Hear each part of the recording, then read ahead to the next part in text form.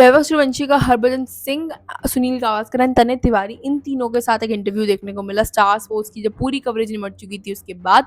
And उसके बीच में कहीं न कहीं काफ़ी सारे क्वेश्चंस पूछे गए उनसे। उसमें से एक क्वेश्चन जो था वो था आरआर वर्सेस जीटी के गेम के बारे में, क्वालिफायर 2, जिसमें एक थोड़ा बोल्ड स्टेटमेंट, मैं कहूँगी सार्कास्टिक स्टेटमेंट, एक अंडरस्टैंडिंग का स्टेटमेंट उन्होंने पास करा। उसमें उन्होंने बोला कि कहीं न कहीं वो वाला जो मैच था उसमें मैंने काफ़ी सारी चीज़ें सीखी, काफ़ी सारी चीज़ें ऐसी थी जिसके बारे में मैंने सोचा, समझा, मैंने बहुत अपना गेम को सुधारा उस गेम में। लेकिन एक चीज़ जो मैं उससे निकालना चाहूँगा वो था कि कहीं न कहीं जो नए बैटर्स आ रहे थे वो सेट नहीं हो पा रहे थे, तो मुझे स्ट्राइक ले लेनी चाहिए थी एंड मुझे ही करना चाहिए था, क्योंकि कहीं न वो अपनी विकेट्स गँवा रहे थे, सेट नहीं हो पा रहे थे एंड उस वजह से पूरा का पूरा जो मोमेंटम है वो शिफ्ट हो रहा था जीटी की तरफ। अगर मैं अपने पास स्ट्राइक रख रहा था तो शायद हमारे पास बेटर रन्स होते बोर्ड पे एंड उस वजह से हम जीत सकते थे, लेकिन कहीं न कहीं वो नहीं हुआ।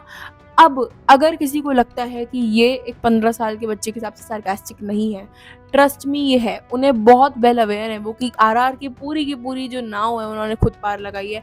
चाहे वो पीआर हो, फिर चाहे वो कितनी भी पॉपुलैरिटी दी हो, वैभव सूर्यवंशी ने ही दी आरआर को। आप आरआर से वैभव सूर्यवंशी को हटा दीजिए, आरआर को कोई पूछेगा तक नहीं एंड ये एक फैक्ट है।